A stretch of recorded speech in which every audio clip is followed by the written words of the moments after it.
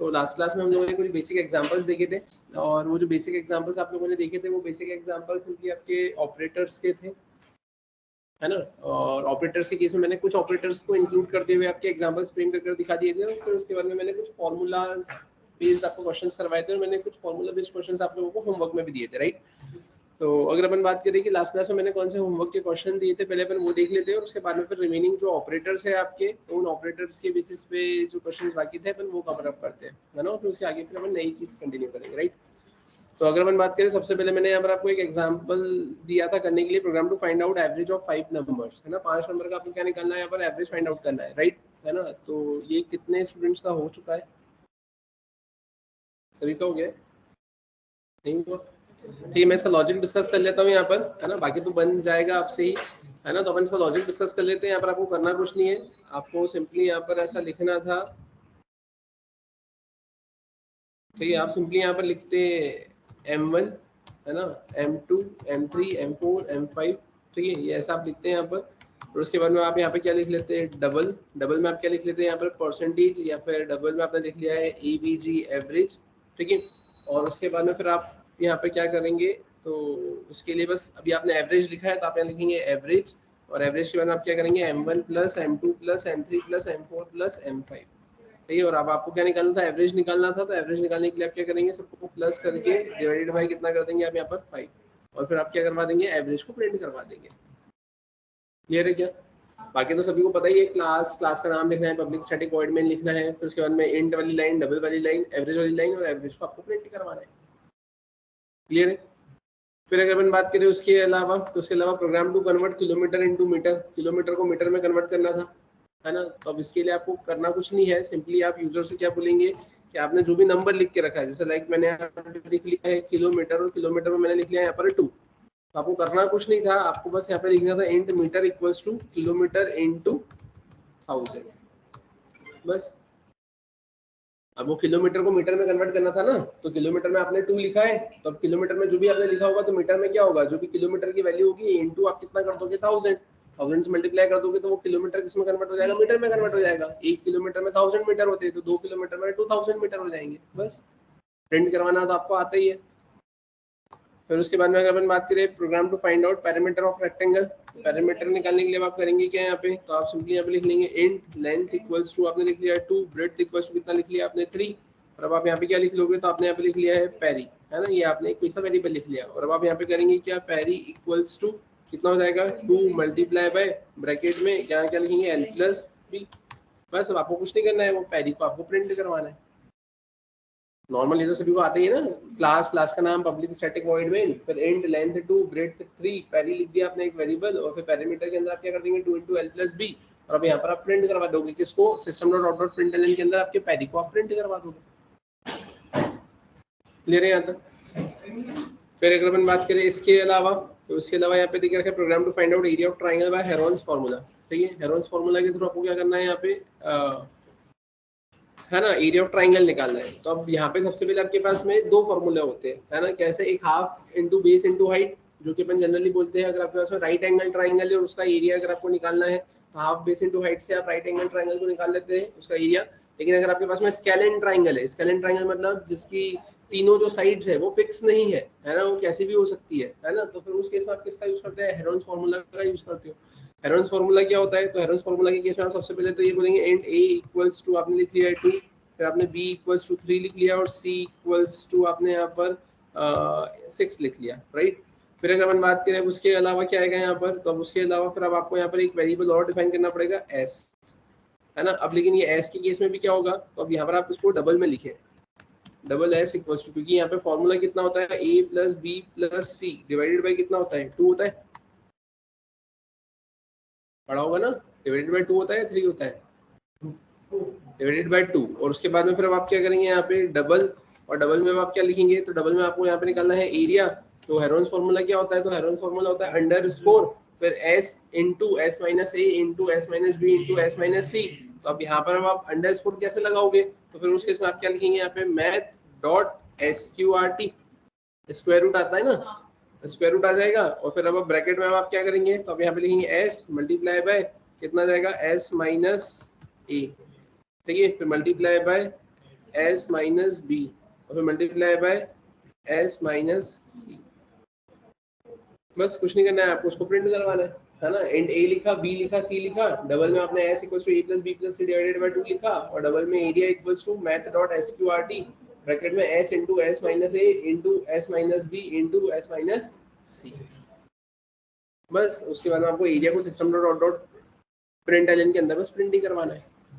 और फाइनली फिर क्या देके रखा हुआ है, program to find out volume of cylinder. तो वॉल्यूम ऑफ सिलेंडर क्या होगा, तो आप यहाँ पे क्या लिखेंगे, इंट में आपने कितना लिख लिया। अब वॉल्यूम ऑफ सिलेंडर कितना होता है, पाई आर स्क्वायर एच। तो आर आपने या एच की अगर वैल्यू की बात करें अपन, तो मैंने यहाँ पे 5 लिख दिया। फिर मैंने यहाँ पे D U U B L double लिखा, डबल में मैंने कितना लिखा आर, आर में मैंने कितना लिख लिया 2.5। ठीक है। और अब अगर अपन बात करें अब करेंगे क्या, तो मैंने लिखा यहाँ पे डबल, डबल में मैंने क्या लिखा यहाँ पे V O L U M E volume. ठीक है, वॉल्यूम, वॉल्यूम इक्वल्स टू कितना आ जाएगा यहाँ पर, तो यहाँ पर आप लिख लेंगे 3.14 है ना, पाई आर स्क्वायर। तो आर स्क्वायर के लिए आपने आर इंटू आर लिख लिया, पाई आर स्क्वायर और एच। क्लियर है क्या, बस आपने ऐसा लिखा है। उसके बाद में आपको क्या करना है, यहाँ पे वॉल्यूम को प्रिंट करवाना है। क्लियर है यहाँ पर सभी को। तो ये आपने क्या देखे, यहाँ पे कुछ ऐसे क्वेश्चंस देखे जो क्वेश्चंस मैंने आपको कल यहाँ पर होमवर्क में दिए थे, है ना। आई थिंक आप लोगों ने ट्राई कर लिए होंगे, जिन्होंने ट्राई नहीं किए होंगे, जिसको कहीं दिक्कत आ रही होगी, तो मे बी इन लॉजिक के थ्रू उनकी प्रॉब्लम सॉल्व हो गई होगी, राइट। लेकिन अगर आप बनाकर देखेंगे तो आपको ज़्यादा चीज़ें समझ में आएगी, आप इजीली चीज़ों को थोड़ा सा समझ पाएंगे। समझ में आया आता सभी को, इसमें किसी को कोई दिक्कत है क्या। तो ये आपके कल के होमवर्क के क्वेश्चंस थे जो हम लोगों ने डिस्कस करे। अब फिर अगर अपन बात करते हैं कि इसके आगे फिर हमें और कौन सा एग्जाम्पल्स फ्रेम करना है, तो आगे के एग्जांपल की अगर अपन बात करें तो अपन ऑपरेटर्स के एग्जांपल्स देख रहे थे। ऑपरेटर्स के एग्जांपल के केस में मैंने आपको यहाँ पर असाइनमेंट ऑपरेटर बता दिया था, अरिथमेटिक ऑपरेटर बता दिया था, रिलेशनल ऑपरेटर बता दिया था। आई थिंक मैंने अरिथमेटिक असाइनमेंट ऑपरेटर भी बता दिया था, है ना। फिर मैंने आपको इंक्रीमेंट डिक्रीमेंट ऑपरेटर भी बता दिया था, है ना। फिर अगर अपन बात करें इसके अलावा, तो इसके अलावा चलते हैं अपन यहाँ पर, फिर देखते हैं अपने रिमेनिंग ऑपरेटर्स। और रिमेनिंग ऑपरेटर्स में सबसे पहले ऑपरेटर आता है आपका कंडीशनल ऑपरेटर। ठीक है, अभी कंडीशनल ऑपरेटर होता क्या है, तो अपन वो देखते हैं यहाँ पे। तो अपन आ जाते हैं यहाँ पर, मैं इसी एग्जांपल को सेव एज करता हूँ और मैंने यहाँ पे लिखा है डेमो 9, राइट। अपन यहाँ पर आ गए, ये सब कुछ मैंने हटा दिया। मैंने यहाँ पे लिखा है program showing the concept of conditional operator, right. अब कंडीशनल ऑपरेटर क्या होता है, तो कंडीशनल ऑपरेटर क्वेश्चन मार्क और कॉलन होता है। ठीक है, जिसके अंदर अब अपन क्या बोलेंगे यहाँ पे, कि यहाँ पर आती है आपके पास में कंडीशन क्वेश्चन मार्क, फिर यहाँ पर आता है आपके पास में एक्सप्रेशन 1 और फिर यहाँ पे कितना आता है आपके पास में एक्सप्रेशन 2। क्लियर है क्या यहाँ तक। ठीक है, इसको मैं ऐसा लिख देता हूँ यहाँ पर रेस्ट्रिक्ट, और उसके बाद मैंने यहाँ पे लगा दिया ये क्या है, ऐसा कुछ कंडीशन, है ना, एक्सप्रेशन 1 और एक्सप्रेशन 2, राइट। अब अगर मैं बात करें करना क्या, तो मैंने लिखा है यहाँ पे क्लास, क्लास में मैंने यहाँ पे लिखा है डेमो 9।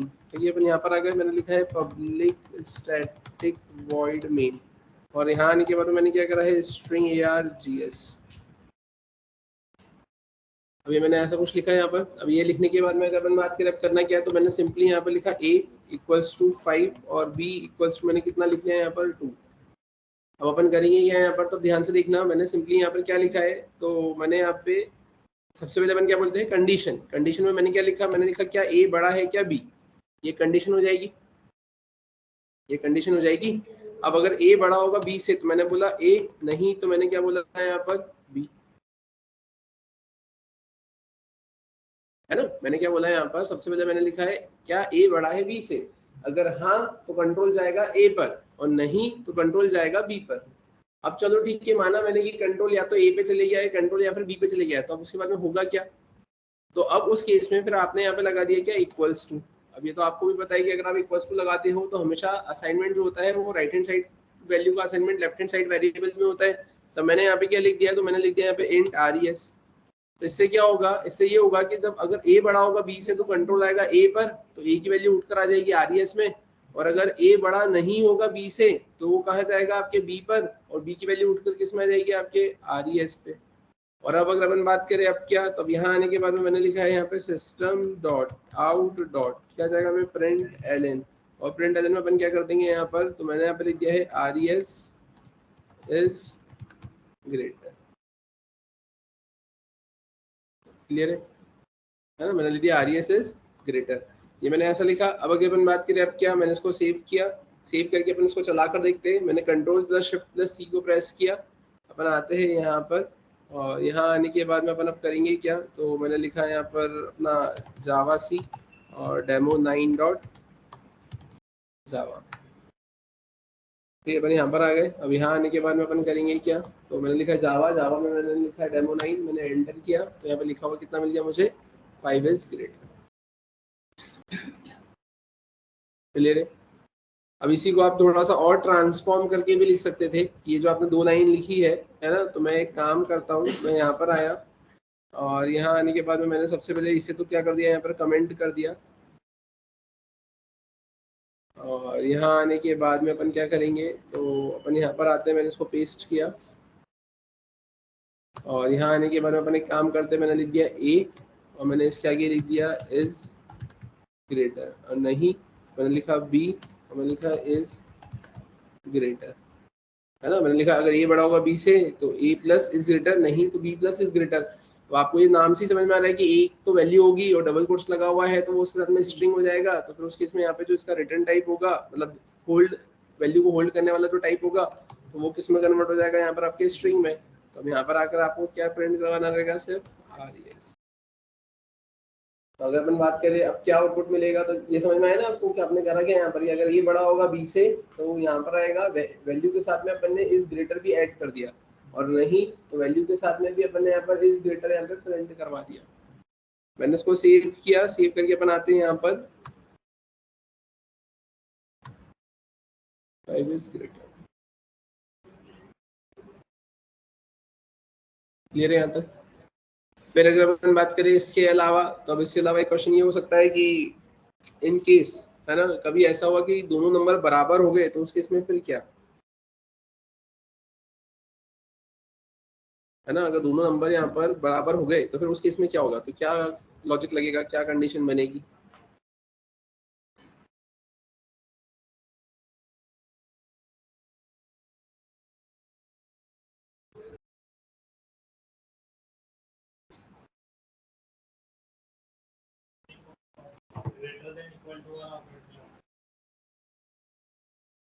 नहीं, वो तो फिर वैसा हो जाएगा ना कि ग्रेटर देन इक्वल टू, तो वो एक ही चीज को चेक करेगा ना, मेरे को तो दोनों ही चेक करना है। तो अगर अपन बात करें क्या और कैसे, तो ध्यान से देखना इधर। अपन यहाँ पर आते हैं, मैंने इसे सेव एज किया, मैंने 10 नंबर लिखा।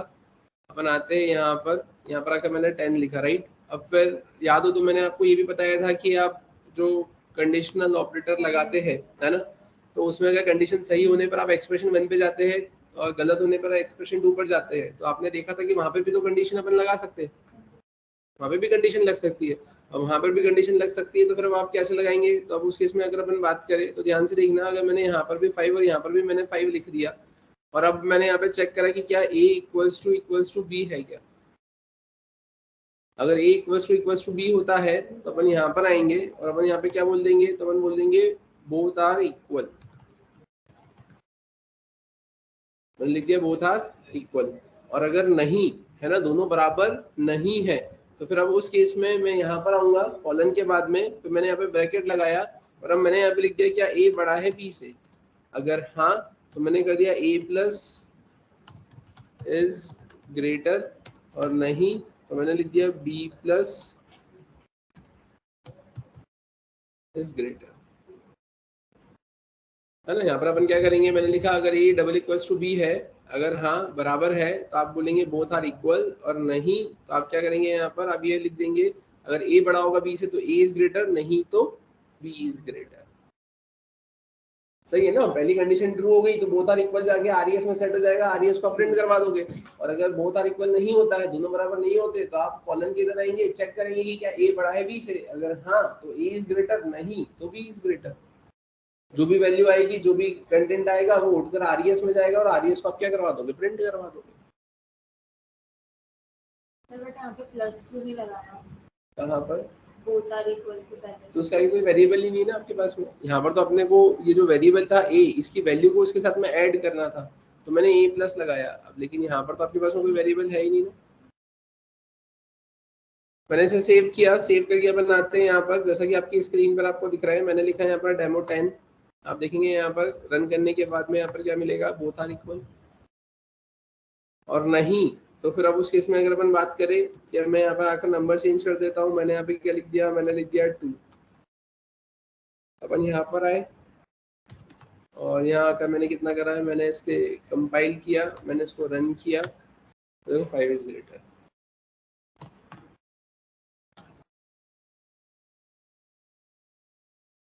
क्लियर है क्या यहाँ तक? इसमें किसी को कोई दिक्कत? ठीक है। फिर अगर अपन बात करें इसके अलावा, तो इसके अलावा फिर अपन अगर और चीज़ों को थोड़ा सा आगे बढ़ाते हैं, है ना, तो उसमें आता है एक नेक्स्ट ऑपरेटर, लॉजिकल ऑपरेटर। ठीक है।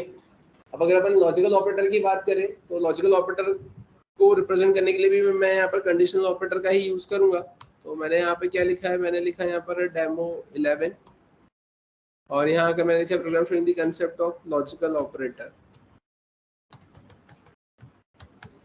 ठीक है। अब अगर मैं लॉजिकल ऑपरेटर की बात करूं तो लॉजिकल ऑपरेटर के केस में अपन अब करेंगे क्या, तो मैंने यहाँ पे सिंपली लिखा है वही A2 और मैंने लिखा है B5, या मैंने लिख दिया A100, A200 और B मैंने कितना लिख दिया यहाँ पर 50। अब अगर अपन बात करें अब करेंगे क्या, तो ध्यान से देखना, मैंने यहाँ पर आकर क्या करा है, तो मैंने यहाँ पर आने के बाद में सिंपली ऐसा लिखा है कि अगर A की वैल्यू बड़ी होती है किससे, 100 से, एंड B की वैल्यू लेस देन कितनी होती है, 50। क्लियर है? अपन प्रिंट करवाएंगे क्या, स्टेटमेंट 1, नहीं तो स्टेटमेंट 2। मैंने क्या बोला यहाँ पर कि अगर A बड़ा होता है 100 से एंड B छोटा होता है किससे, 50 से। ठीक है। तो उस केस में क्या होगा, स्टेटमेंट 1, नहीं तो आपका क्या आ जाएगा, स्टेटमेंट 2। वहीं अगर अपन बात करें, मैंने इसे कॉपी किया, कॉपी करके मैंने यहाँ पर आकर पेस्ट किया, पेस्ट करने के बाद में मैंने लिखा RES1, यहाँ पर भी आके मैंने लिखा RES1 और यहाँ पर मैंने लगा दिया क्या, और में मैंने क्या बोला कि अगर A बड़ा होगा 100 से और B छोटा होगा 50 से तो स्टेटमेंट 1, नहीं तो स्टेटमेंट 2। ठीक है। तो चलते अपन देखते कैसे क्या आउटपुट मिलेगा। तो मैंने इसको सेव किया, मैं यहाँ पर आया, मैंने स्क्रीन को क्लियर किया, क्लियर करने के बाद में अपन यहाँ पर आए और यहाँ आने के बाद में मैंने इसे रन किया, कंपाइल किया, सक्सेसफुली कंपाइल हुआ। अब अगर अपन इसे रन करते हैं तो आप देखेंगे यहाँ पर होगा क्या, तो मैंने एंटर किया, आप देखिए यहाँ पर आपको क्या मिला है, स्टेटमेंट 2 और स्टेटमेंट 1।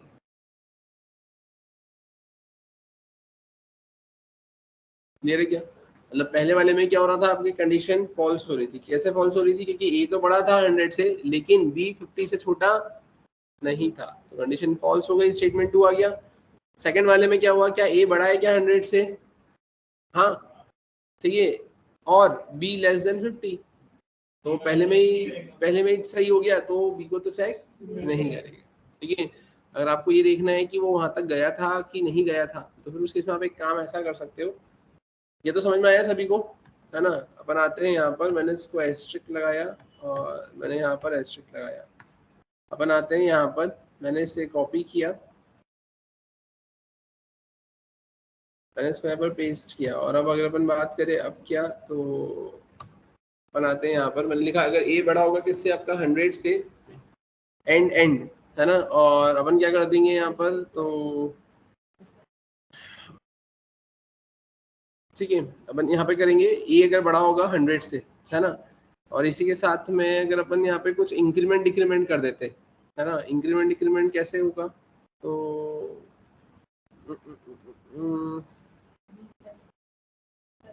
क्या नहीं, अपन एक काम करते हैं, यहाँ पर अपन कर देते हैं, हाँ मैंने इसको 500 कर दिया। ठीक है।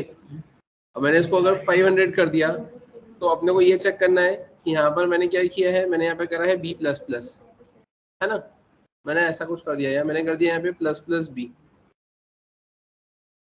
और वहीं अगर अपन बात करें तो यहाँ पर भी मैंने क्या करा है, इसको मैंने फॉल्स ही करा है, और इसको फॉल्स करने के बाद में मैंने यहाँ पे क्या कर दिया है, ++B, है ना।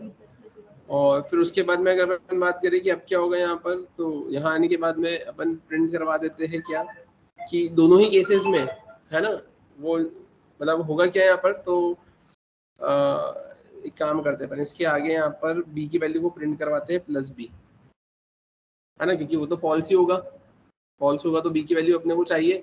और इधर की अगर अपन बात करें, है ना, तो अब इस केस में भी अपन एक काम करते हैं, यहाँ पे प्लस b को इधर प्रिंट करवा देते हैं,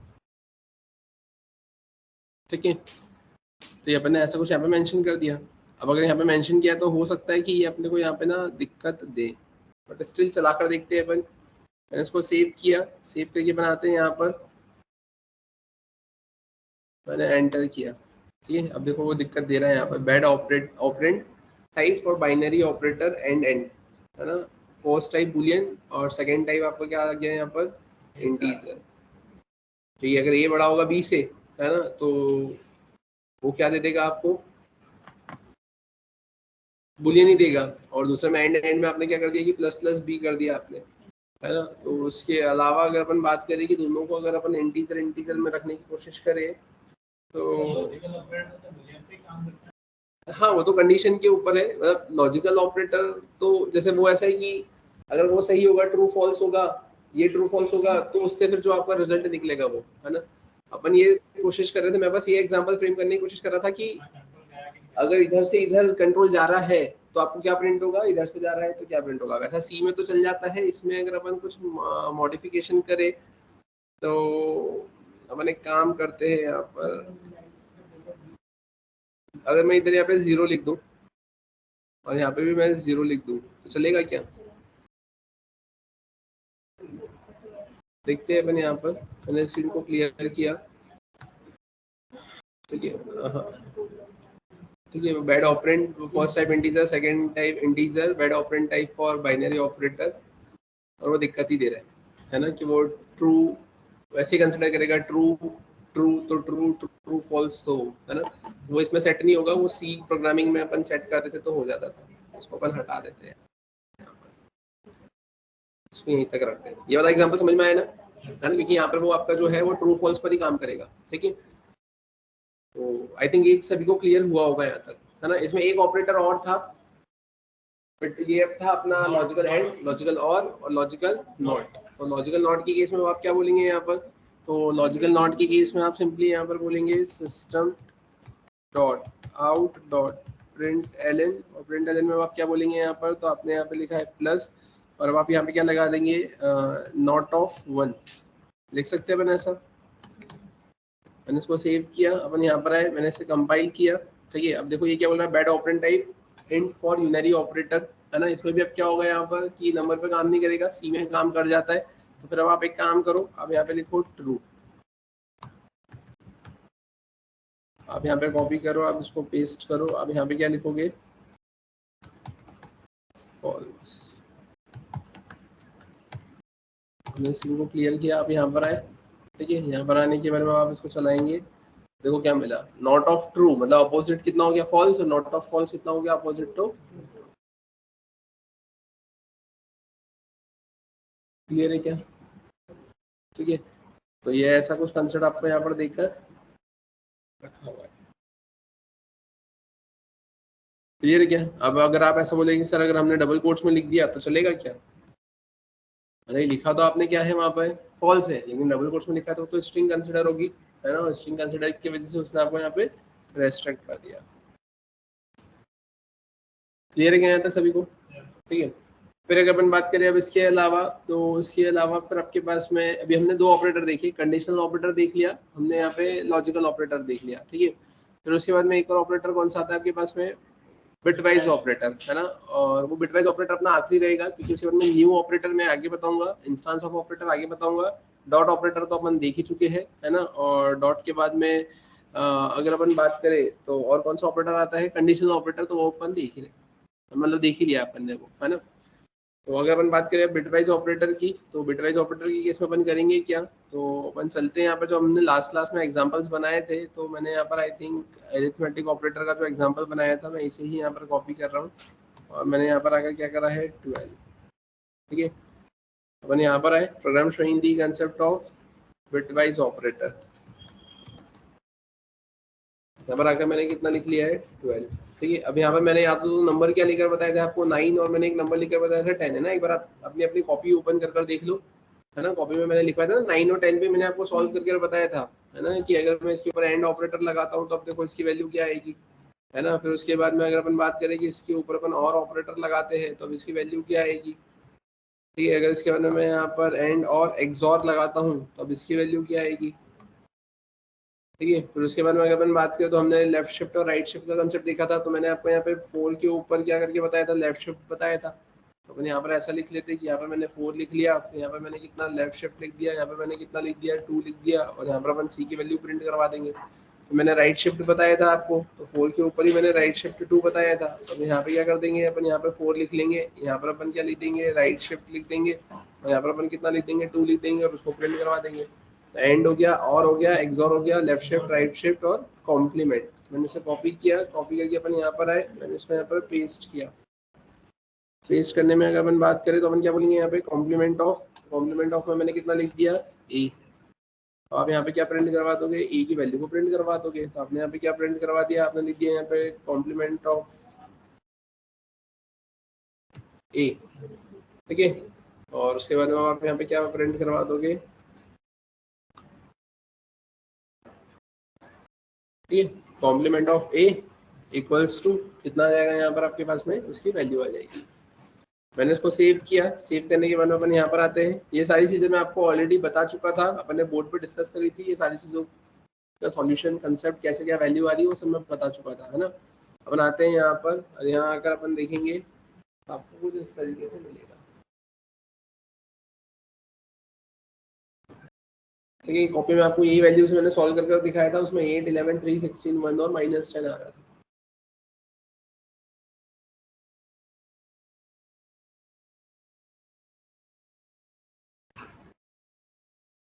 क्लियर है क्या यहाँ तक सभी को, इसमें किसी को कोई दिक्कत, कोई प्रॉब्लम, ठीक है। अब फिर अगर मैंने बात करें अब इसके अलावा फिर और क्या आता है यहाँ पर, तो ये तो बेसिक एग्जांपल्स देखे, है ना। और बेसिक एग्जांपल के बाद में फार्मूला बेस्ड क्वेश्चन मैंने आपको बता दिए, है ना। फार्मूला बेस्ड क्वेश्चंस बता दिए मैंने, मतलब कैसे कि जैसे मैंने आपको सिंपल इंटरेस्ट निकालना बता दिया, सिंपल इंटरेस्ट के बाद में फिर मैंने आपको यहाँ पर कंपाउंड इंटरेस्ट निकालना बता दिया, है ना। फिर मैंने आपको एरिया ऑफ रेक्टेंगल, मतलब एरिया ऑफ सर्कल बता दिया, एरिया ऑफ मैंने आपको ट्राइंगल बता दिया, है ना। फिर टेम्परेचर कन्वर्जन तो मैंने देख ही लिया था, है ना। फिर उसके अलावा किलोमीटर से मीटर में कन्वर्ट करना, है ना। फिर उसके अलावा कल भी अपन ने कुछ फार्मूला बेस्ड क्वेश्चंस देखे थे यहाँ पर, है ना। ये सारी चीजें आपकी क्लियर हो चुकी थी, है ना। अब अगर अपन बात करें हमें करना क्या है, तो अब हमें थोड़ा सा आगे बढ़ना है, और आगे बढ़ने की केस में अब अपन करेंगे क्या यहाँ पर, तो अब अभी तक के जितने भी आपने एग्जांपल्स देखे थे तो उन सारे एग्जांपल में एक चीज आपने देखी होगी कि अपन सब जगह वैल्यूज को फिक्स कर रहे थे, कि अगर ये जो प्रोग्राम मेरा देकर रखा हुआ है कि अगर इस प्रोग्राम को मैं एक बार चलाऊं या इस प्रोग्राम को मैं 10 बार चलाऊं तो हर बार मेरे को सेम टू सेम ही आउटपुट मिलेगा। क्यों, क्योंकि वैल्यू भी फिक्स है। अब मैं ऐसा चाहता हूँ कि ऐसा कोई प्रोग्राम बनाऊँ मैं जनरलाइज मैनर में कि वैल्यू जो भी मैं एंटर करूँ रन टाइम पर, उस पर मुझे यहाँ पर आउटपुट परफॉर्म होकर देखने को मिले, कि लाइक अगर मैं लेंथ और ब्रेड्थ चेंज कर देता हूँ तो उससे रेक्टेंगल के पैरामीटर पे इफेक्ट आपको देखने को मिले, है ना। कि आपका पैरामीटर ऑफ रेक्टेंगल अगर आपको निकालना है, अब लेंथ और ब्रेड्थ आपने अभी कुछ और दी तो कुछ और आंसर आएगा, फिर बाद में कुछ और दोगे तो फिर कुछ और आएगा, फिर बाद में कुछ और दोगे तो कुछ और आएगा। तो आप क्या एक्सपेक्ट करते हो, कि आप यही एक्सपेक्ट करोगे ना कि आपका जो प्रोग्राम है वो डायनेमिक चले। तो ये अगर एक ही प्रोग्राम को आप 10 बार चलाओगे फिक्स वैल्यू पे तो 10 बार वो सेम ही आंसर देगा। तो फिर आप खुद सोचेंगे कि एक बार चलाओ या 1000 बार चलाओ, आंसर आउटपुट तो सेम ही आना है, तो फिर सामने वाला क्यों चलाएगा। तो इसलिए फिर इस पर्पस को देखते हुए, मतलब इस चीज को देखते हुए अगर अपन बात करें तो फिर हमें अब यहाँ पर ऐसा कुछ कंसेप्ट इंप्लीमेंट करना है जिसमें हम यहाँ पे यूजर्स से वैल्यू गेट कर सके।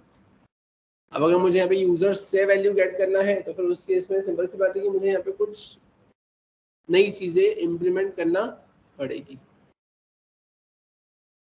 क्लियर है। तो अब अगर अपन बात करें कि अब यहाँ पर अगर हमें कुछ नई चीजें इंप्लीमेंट करना पड़ेगी तो वो नई चीजें क्या होगी, है ना। तो उस केस में अगर अपन बात करें यहाँ पर, तो अब ध्यान से देखना, अगर आपको यूजर से वैल्यू गेट करना है तो आपको यहाँ पर एक क्लास यूज करना रहेगी, और उस क्लास का नाम है स्कैनर, ठीक है। तो अभी अपने को क्या देखना है, अपने को यहाँ पर देखना है नेक्स्ट एग्जांपल में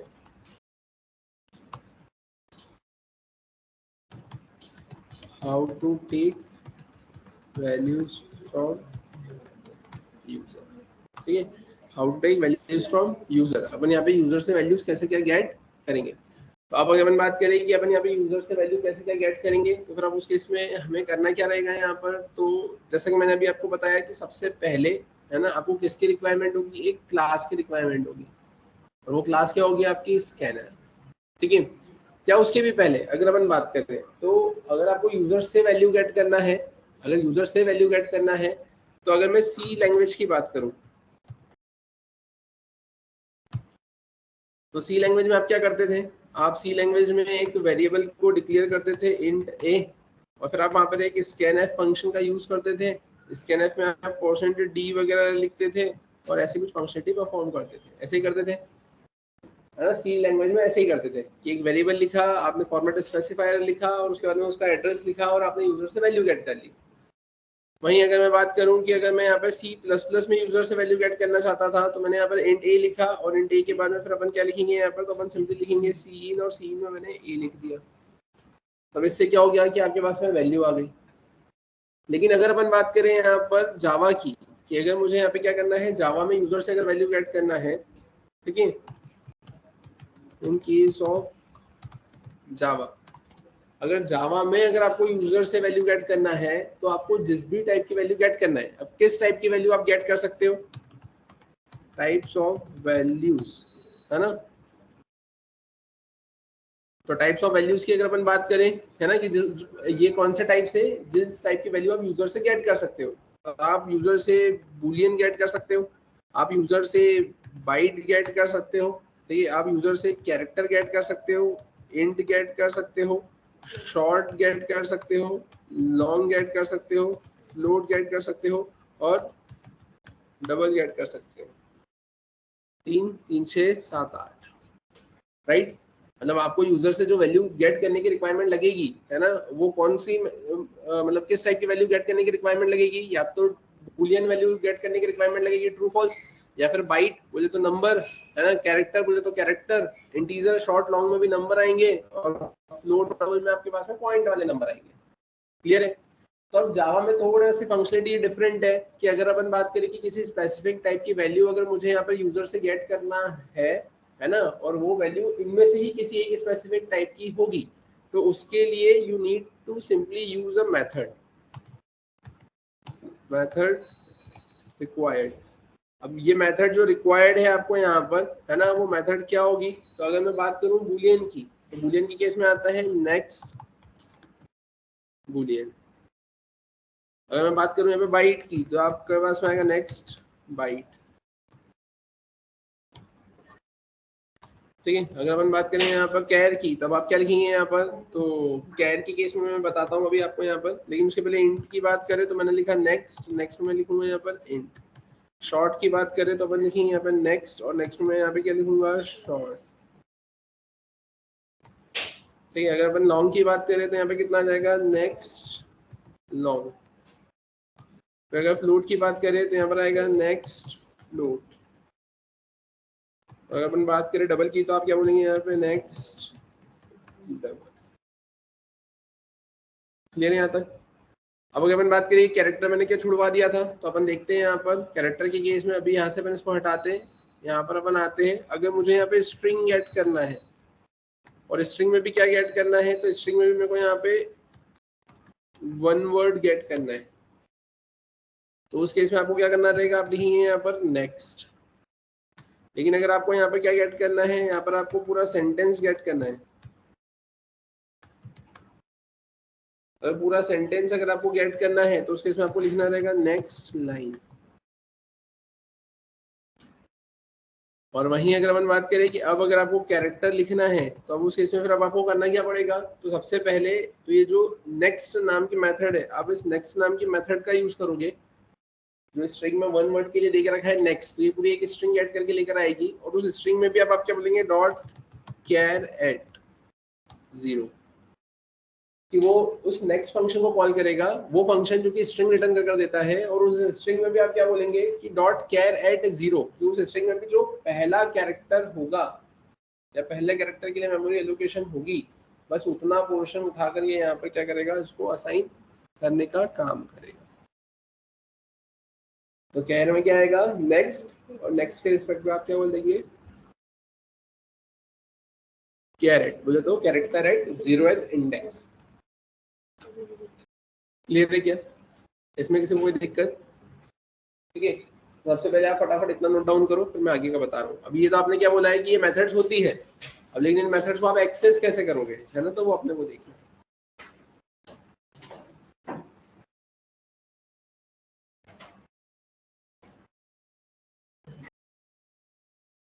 ये देखो फटाफट,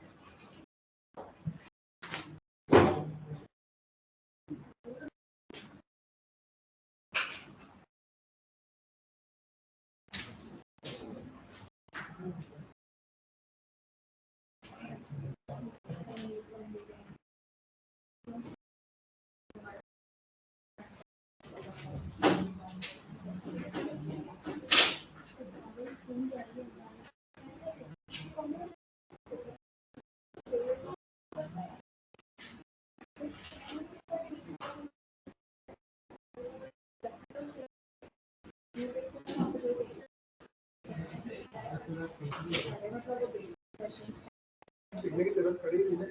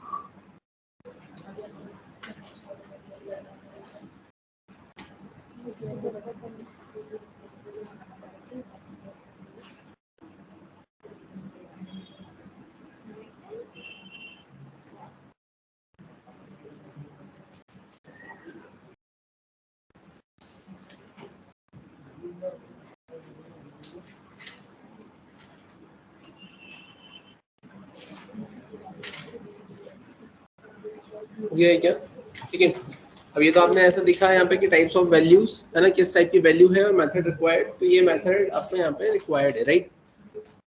अब अगर अपन बात करें कि ये तो चलो ठीक है, अपन ने ऐसा कुछ यहाँ पर लिखा है ना, अब अगर अपन बात करें अपने को करना क्या है यहाँ पर, तो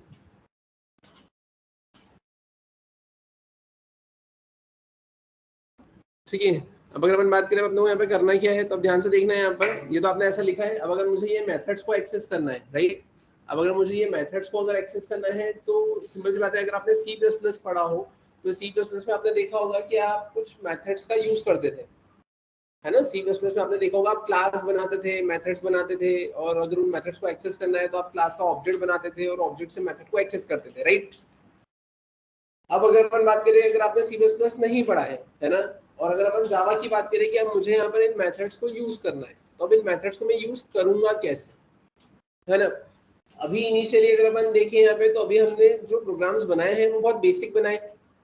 बेसिक बनाए मतलब क्या, मैंने तो सिर्फ ऑपरेटर्स के ही एग्जांपल बताए, है ना। अभी तो यूजर से वैल्यू गेट करना बाकी है ना। तो अभी अपन डायरेक्टली ऐसे उप्स के कंसेप्ट पे नहीं जा रहे, है ना, कि डायरेक्टली मैं आपको उप्स के बारे में नहीं बता रहा कि यहाँ पे देखो उप्स के कंसेप्ट क्या होते हैं, कैसे क्लास, क्या ऑब्जेक्ट, फिर बाकी की क्या फंक्शनलिटीज है, वो अपन बाद में पढ़ेंगे।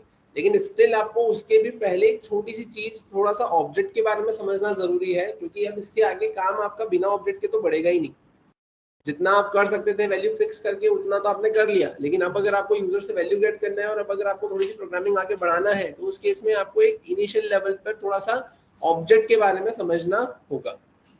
तो अब अगर अपन बात करें कि ऑब्जेक्ट के बारे में समझना होगा, तो क्या है ना, ये ऑब्जेक्ट मतलब होता क्या है। तो अगर अपन बेसिक देखें यहाँ पे,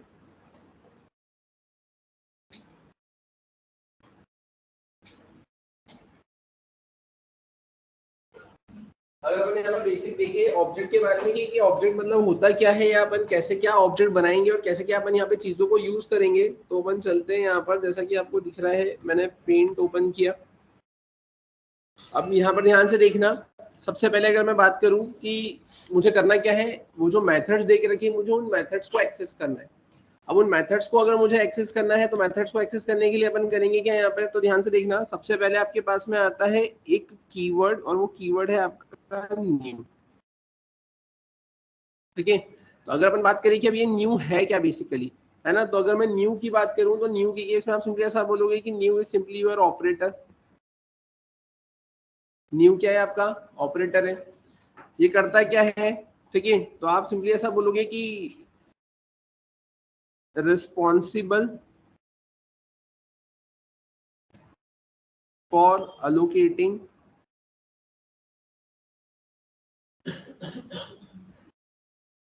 मेमोरी डायनेमिकली। अब यहाँ पे क्या बोलोगे कि ये न्यू क्या है, तो न्यू सिंपली एक ऑपरेटर है, और ये न्यू क्या करता है, responsible for allocating memory dynamically, dynamically memory को अलोकेट करने का काम करता है। और ये कहाँ मेमोरी को अलोकेट करता है, तो आप सिंपली ऐसा बोलोगे allocates मेमोरी ऑन हीप। ये हीप के ऊपर मेमोरी को अलोकेट करने का काम करता है। आप क्या बोलेंगे, न्यू क्या है सिंपली, तो new is simply your operator. क्या करता है, रिस्पॉन्सिबल होता है, किसके लिए रिस्पॉन्सिबल होता है, for allocating memory dynamically, dynamically memory को अलोकेट करने के लिए रिस्पॉन्सिबल होता है। और करता क्या है, अलोकेट्स मेमोरी ऑन हीप, हीप के ऊपर मेमोरी को अलोकेट करेगा। हाँ, अब अगर अपन बात करें कि ये हीप मतलब होता क्या है, तो हीप मतलब आप ऐसा बोल सकते हो कि एक स्टोरेज होता है। स्टोरेज मतलब ऐसा कि जहां पर आपका डेटा स्टोर होता है। अब डेटा स्टोर कहाँ होता है, तो आप सिंपली ऐसा बोल सकते हो कि जैसे अगर आप कोई वेरिएबल बनाते हो, है ना, जैसे आपने लिखा है इंट ए, तो वो ए भी कहीं पे स्टोर हुआ होगा, ठीक है। अब याद हो तो आपने जीवीएम पढ़ा था, जीवीएम के केस में मैंने जीवीएम का आर्किटेक्चर पढ़ाया था, और जीवीएम के आर्किटेक्चर में मैंने वहां पर जीवीएम की मेमोरी बताई थी, और जिसमें मैंने बताया था क्लास एरिया, मतलब एक ऐसा एरिया जो कि स्टैटिक डेटा मेंबर और मेंबर फंक्शन को स्टोर करके रखने का काम करेगा। फिर मैंने बताया था वहां पर एक हीप, और हीप के केस में मैंने बोला था डायनेमिक मेमोरी एलोकेशन, है ना, allocates memory dynamically on heap. मतलब हीप मतलब एक स्टोरेज बोल दो, मेमोरी एरिया बोल दो, कि जहां पर वो वैल्यू होल्ड करेगा या वो वैल्यू स्टोर करके रखेगा जो कि रन टाइम पर आप डायनेमिकली क्रिएट करवाओगे। जैसे आपने प्रोग्राम को चलाया, तो जैसे ही आप अपने प्रोग्राम को चलाया है, तो उस केस में क्या होगा कि आपने वहां पे अगर कोई न्यू कीवर्ड करके कुछ लिखा है, तो उससे एक ऑब्जेक्ट क्रिएट होगा, और जो ऑब्जेक्ट क्रिएट होगा, तो उस ऑब्जेक्ट से बाकी की फंक्शनलिटी को आप परफॉर्म करोगे। क्लियर है? मतलब ये सिंपली एक मेमोरी एरिया के केस में आप बोल सकते हो ना, मेमोरी स्टोरेज के केस में आप उसको ऐसा बोल सकते हो, राइट? तो यहाँ पर आप क्या बोलोगे? तो न्यू है आपका operator, responsible for allocating memory dynamically और अलोकेट्स मेमोरी ऑन हीप। हीप के ऊपर ये मेमोरी को अलोकेट करने का काम करेगा। इसमें से किसी को कुछ नोट डाउन करना है?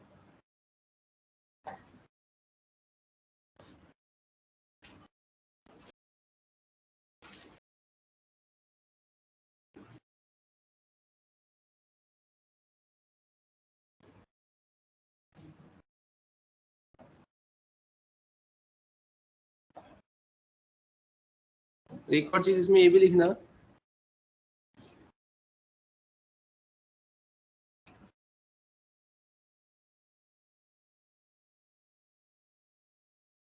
also responsible for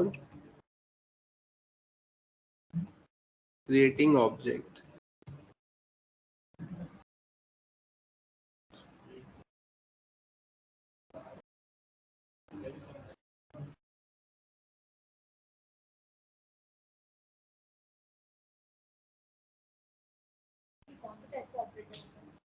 क्या ये मिसलेनियस ऑपरेटर में आता है? ठीक है, ये वाला पॉइंट भी याद रखना है, also responsible for creating object. ठीक है, अब इसमें क्या बोलेंगे? Also responsible for creating object, है ना। न्यू क्या है? रिस्पॉन्सिबल होता है ऑब्जेक्ट को क्रिएट करने के लिए, अलोकेट करता है मेमोरी डायनेमिकली, और कहाँ पर? आपके हीप पर। अब फिर अगर अपन बात करें इसके अलावा और क्या, है ना, तो ये तो आपने ऐसा कुछ यहाँ पर देखा, राइट? अब इसके अलावा अगर अपन बात करें,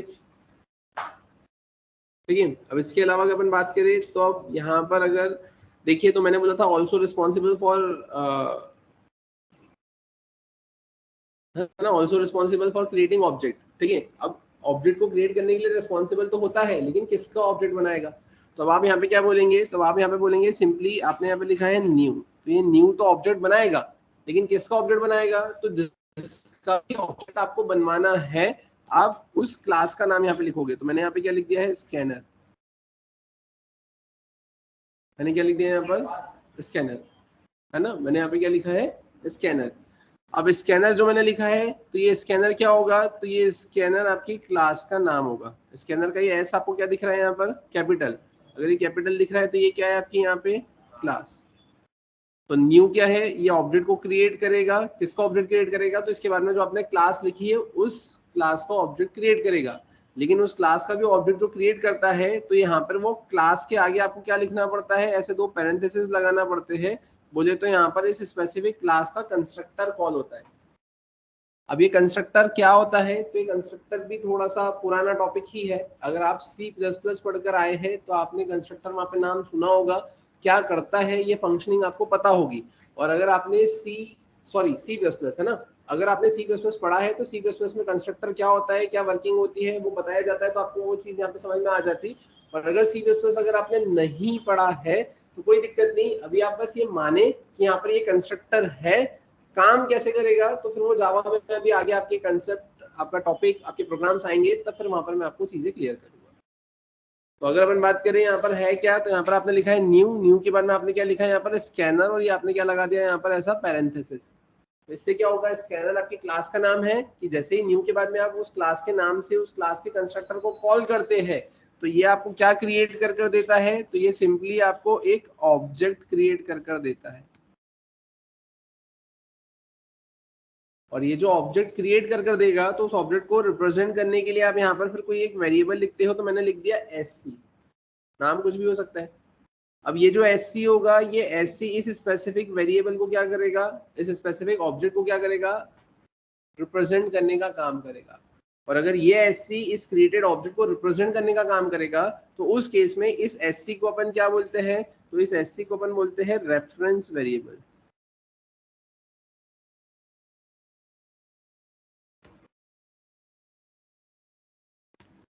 ठीक है, ये तो क्या हो गया? यहाँ पे ऑब्जेक्ट बना आपका, यहाँ से आपको क्या बना है? ये आपका ऑब्जेक्ट बना है। और उसके बाद में ये SC क्या कर रहा है यहाँ पे? तो ये SC यहाँ पर आपका रेफरेंस वेरिएबल का काम कर रहा है, कि जो इधर से न्यूली क्रिएटेड ऑब्जेक्ट है, उस ऑब्जेक्ट को रिप्रेजेंट करने वाला कौन है? वो SC। और वो SC क्या है? Reference variable. और उस केस में अब ये SC किस टाइप का होगा? क्योंकि आपने डेफिनेशन में पढ़ा था जावा की डेफिनेशन में, कि जावा इज स्ट्रिक्टली टाइप, ये मैंडेटरी होता है कि अगर आपने कोई वेरिएबल को डिफाइन किया है तो उसका टाइप क्या होगा। तो उस केस में आपको यहाँ पे लिखना पड़ेगा कि ये आपके स्कैनर टाइप का होगा। आप लिखेंगे यहाँ पर scanner sc equals to new scanner, कुछ इस तरीके से।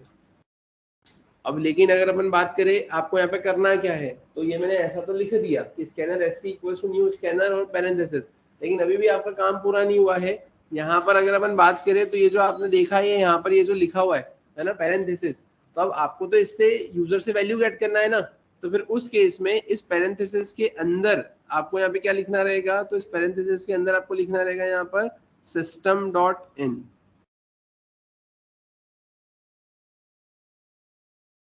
इसके पहले आपने क्या लिखा था, सिस्टम डॉट आउट लिखते थे ना, system dot out dot println.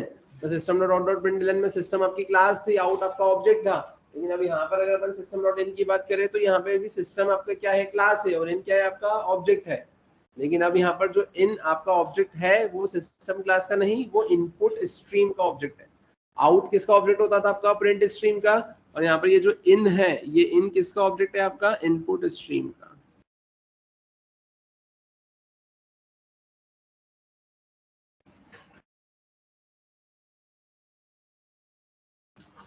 आप क्या बोलेंगे यहाँ पे, ये जो इन है वो ऑब्जेक्ट है, किसका ऑब्जेक्ट है, इनपुट स्ट्रीम का। उनके बाद जो क्लास है वो प्री डिफाइंड और यूजर डिफाइंड दोनों हो सकती है। हाँ,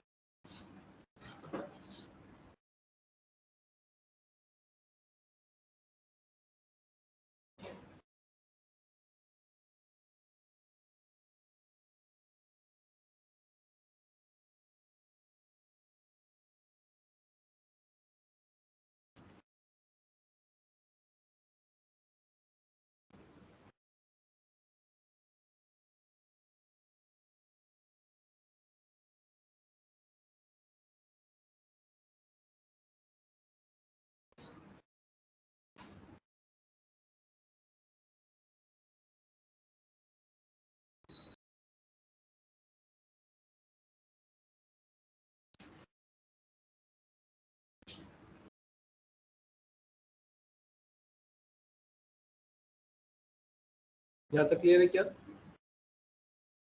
समझ में आया यहाँ तक। तो आपने करा क्या है, यहाँ पर आपने scanner S equals to new scanner, और आपने ऐसा कुछ लिखा है, ठीक है। अब आपको क्या समझ में आया कि जो न्यू स्कैनर है उससे क्या बना है, आपका ऑब्जेक्ट, और उस ऑब्जेक्ट को रेफर करने वाला कौन है, ये एससी, और इस एससी को अपन क्या बोलते हैं, रेफरेंस वेरिएबल। और बोलचाल में अपन बोल देते हैं क्या, कि SC is your object. New scanner से आपका ऑब्जेक्ट बना, उस ऑब्जेक्ट को रिप्रेजेंट करने वाला कौन होगा, तो उस ऑब्जेक्ट को रिप्रेजेंट करने वाला है आपका कौन, वो एससी, तो स्कैनर का वेरिएबल। इसका मतलब आपको ऐसा लग रहा होगा कि वो जो ऑब्जेक्ट है वो उस एससी में स्टोर हो रहा है, बट वो स्टोर तो क्या मतलब उस वो एससी जो है वो उस ऑब्जेक्ट को रिप्रेजेंट करने का काम कर रहा है, मतलब होल्ड करने का काम कर रहा है। तो उस वेरिएबल को अपन क्या बोलते हैं, रेफरेंस वेरिएबल।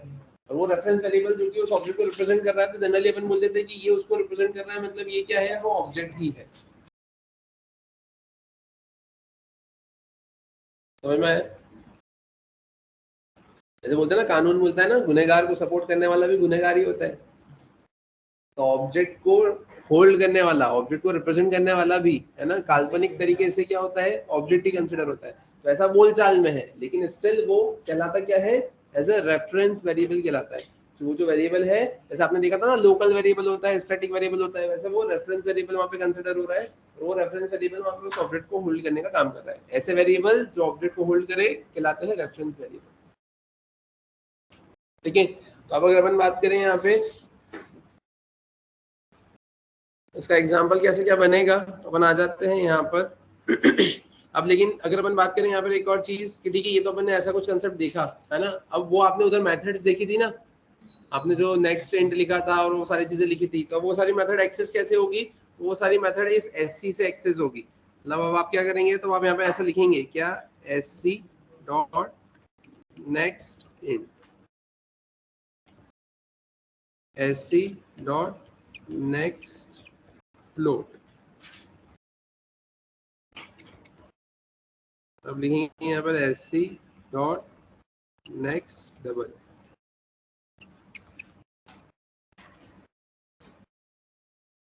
क्लियर?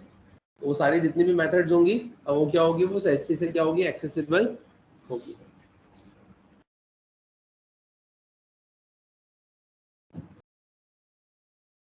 तो ये जो सिस्टम डॉट इन है ना, ये इन रिप्रेजेंट करता है ऑब्जेक्ट, इसका इनपुट स्ट्रीम का बोले तो ये इनपुट गेट करेगा कहाँ से, आपके कीबोर्ड से, है ना। ये किसके अंदर आता है आपके यहाँ पर, ये स्कैनर के अंदर। यहाँ पर आपको मैंडेटरीली क्या करना पड़ेगा, उसको मेंशन करना पड़ेगा, पहली चीज। दूसरी चीज, अगर अपन बात करें यहाँ पर कि जो स्कैनर क्लास है ये तो बनी बनाई क्लास है, आप इसको डायरेक्टली यूज कर रहे हो, तो अब इसका जो डेफिनेशन पार्ट है वो आपको मिलेगा कहाँ से, तो फिर उस केस में आपको इसको इम्पोर्ट करना पड़ता है। We need to import that scanner class, है ना। मतलब अगर अपन बात करें यहाँ पर, लिख लिया ना ये सभी ने, तो अगर अपन बात करें कि जो स्कैनर नाम की क्लास है ना, तो अब ये स्कैनर नाम की क्लास कैसी क्लास है आपकी, तो ये तो आपकी प्री डिफाइंड क्लास है। और अगर ये प्री डिफाइंड क्लास है तो फिर अब उस केस में इसका डेफिनेशन पार्ट भी तो होगा, तो उसके लिए आप इसको क्या करेंगे, यहाँ पर आपको आपके प्रोग्राम में इंपोर्ट करना पड़ेगा। तो you simply need to write import Java dot util dot scanner, import Java dot util dot scanner. जो पैकेज है, ये जो जावा है उसको बोलते हैं अपन पैकेज, जो यूटिल है इसको बोलते हैं अपन सब पैकेज, और जो स्कैनर है ये क्या है आपकी यहाँ पे क्लास। जैसे सी में आप इंक्लूड करते हो ना, वैसे यहाँ पर आप इसको इंपोर्ट करोगे।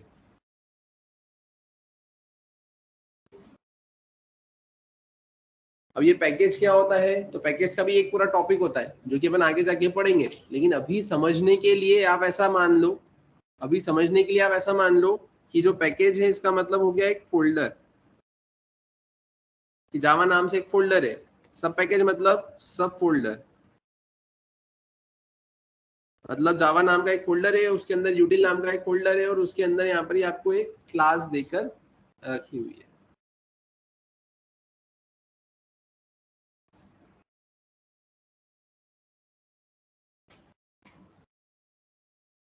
ये क्या है, जावा डॉट यूटिल डॉट स्कैनर।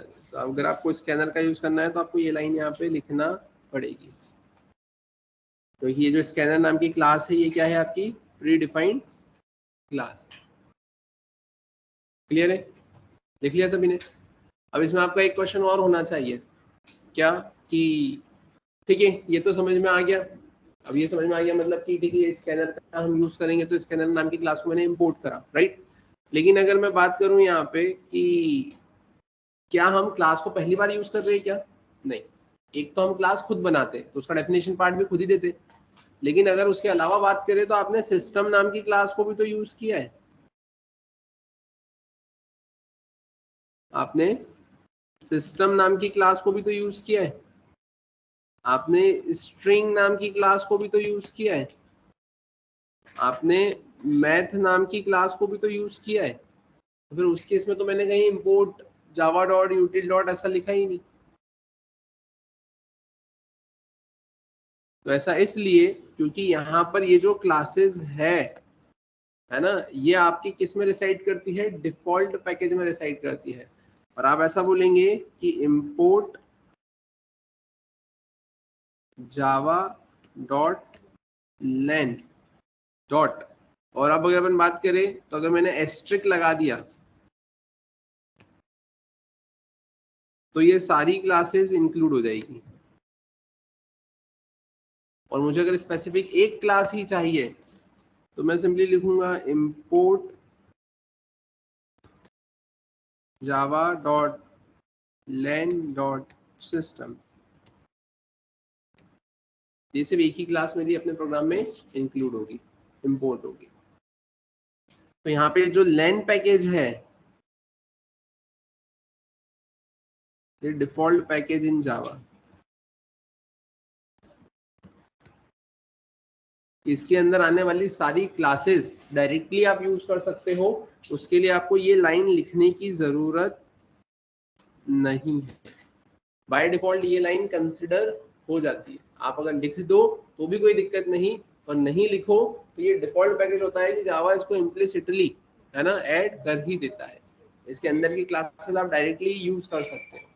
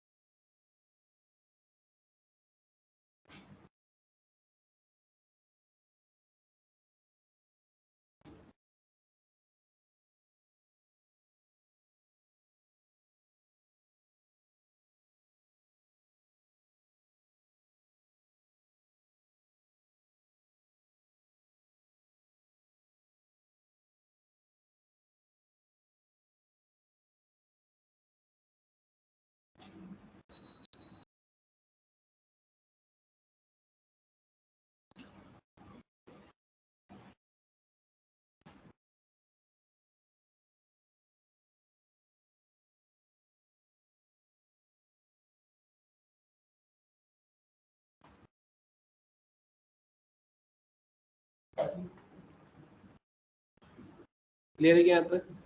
ये सभी का हो गया, समझ में आया यहाँ तक?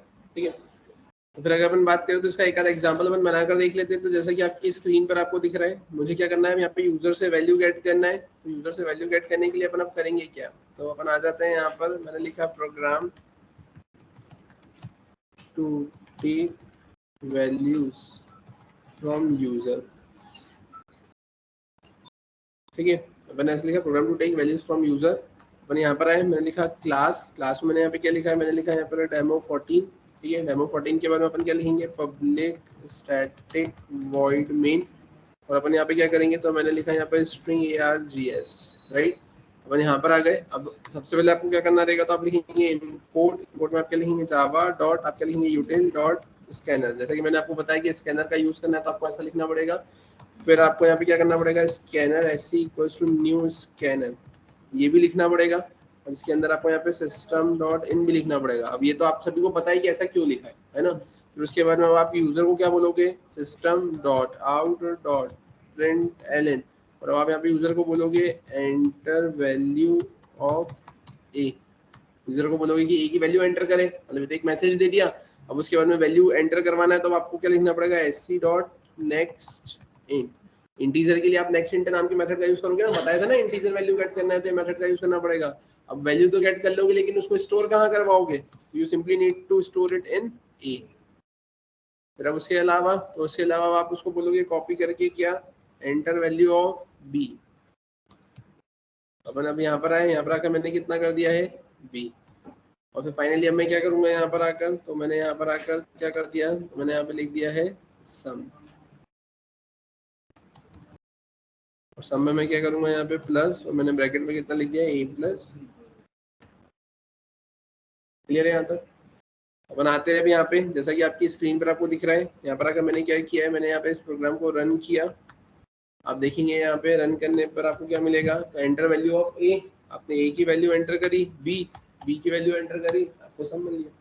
अब ये प्रोग्राम जनरलाइज है ना, अब आप उसको कितनी भी बार चलाओ, हर बार आप जो वैल्यू एंटर करोगे उसी का सम ला कर देगा। तो आप क्या चाहते हो, आप ऐसे ही जनरलाइज प्रोग्राम बनाना चाहते हो ना, कि मैं ऐसा कोई प्रोग्राम बनाऊं कि जिसमें मैं वैल्यू हर बार एंटर करूं तो हर बार नया आंसर दे दे। सिंपल सी बात है, कैलकुलेटर जनरलाइज मैनर में काम करता है ना, आपने कोई नंबर लिखा तो उसे प्लस करके दिया ना, या ऐसा होता है कि आप 25-50 कैलकुलेटर लेकर आते हो कि दो वैल्यू को ऐड करने के लिए कैलकुलेटर बनाए, फिर दो वैल्यू को ऐड करने के लिए कैलकुलेटर बनाए। क्या मार्केट में से छाट के लेकर आते हो कि मेरे को ये वैल्यू को प्लस करना है तो उसके लिए ये कैलकुलेटर तो उठा के लिया है। जनरलाइज होता है वो तो, है ना, कि आप कोई सी भी वैल्यू डालो तो आपको सम मिलेगा। तो वही काम का है। तो बस आपने प्रोग्राम में जो बनाया है कि आप जो भी वैल्यू दोगे वो सबका सम कर देगा, तो ही वो काम का है ना। अगर अपन बात करें यहाँ पर कि आपने यहाँ पे लिखा -67 और आपने लिख दिया 50, तो अब देखो वो कितना दे देगा, -17। ठीक है, आपने लिख दिया यहाँ पर -4, आपने लिख दिया -6, तो दे देगा -10। क्लियर है? तो ऐसा कुछ कंसेप्ट दे के रखा हुआ है। इसके आगे का फिर कंटिन्यू करेंगे अपन नेक्स्ट क्लास में, लेकिन उसके भी पहले जितने एग्जांपल्स हम लोगों ने प्रीवियस सेशंस में कवर अप करे थे, उन सारे एग्जांपल्स में वैल्यूज आपने फिक्स करके रखी हुई थी। उन सारे वैल्यूज को आपको यूजर से गेट करना है और उन सारे एग्जांपल्स को आपको फ्रेम करके लेकर आना है।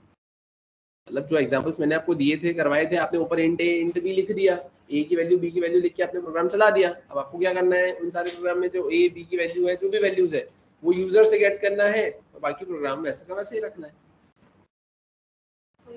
क्लियर है? ठीक है, तो इसका आगे का कंटिन्यू करते हैं अपन फिर नेक्स्ट क्लास में।